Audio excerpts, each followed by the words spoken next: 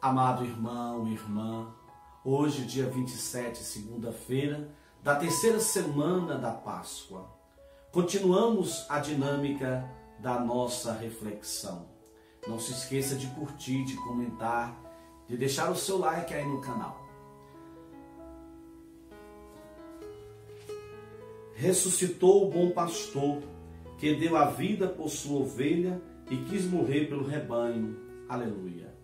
O Senhor esteja convosco, Ele está no meio de nós. Proclamação do Evangelho de Jesus Cristo segundo João. Glória a vós, Senhor.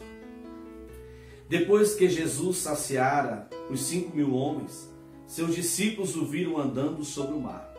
No dia seguinte, a multidão que tinha ficado do outro lado do mar constatou que havia só uma barca e que Jesus não tinha subido para ela com os discípulos, mas que eles tinham partido sozinhos.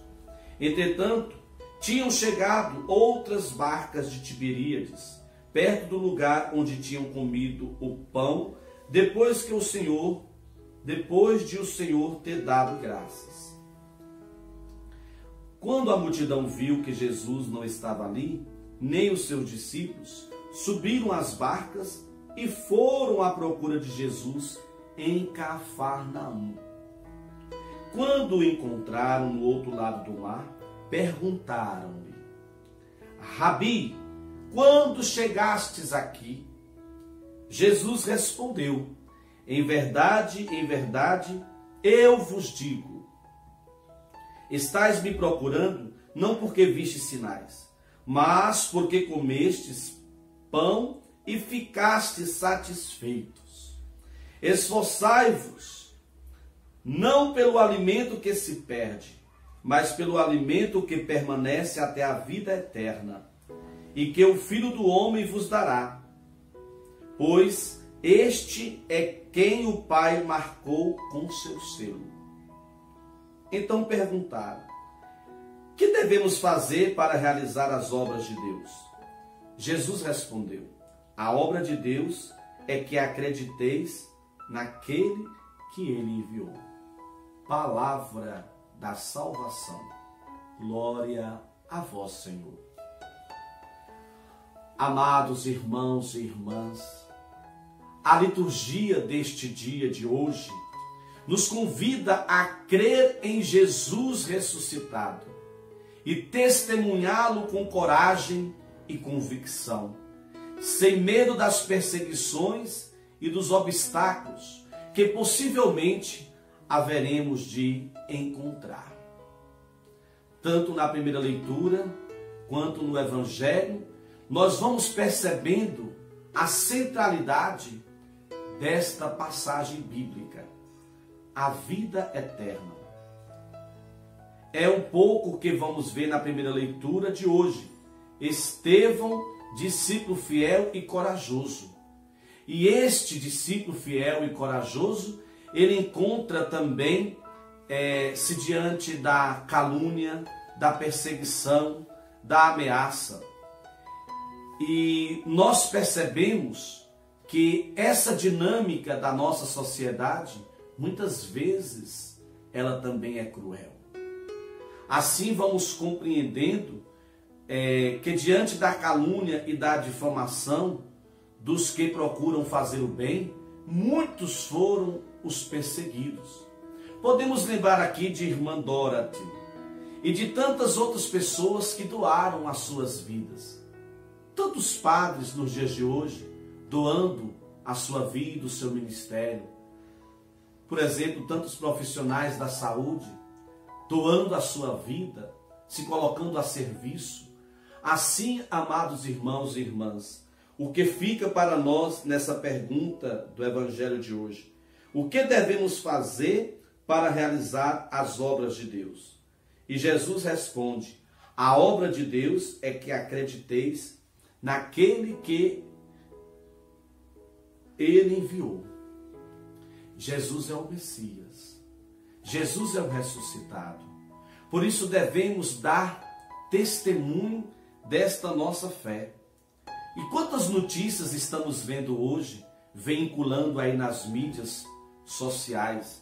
Muitas dessas notícias não passam de calúnias e difamação, cujo objetivo é intimidar ou calar a voz dos profetas que denunciam as injustiças.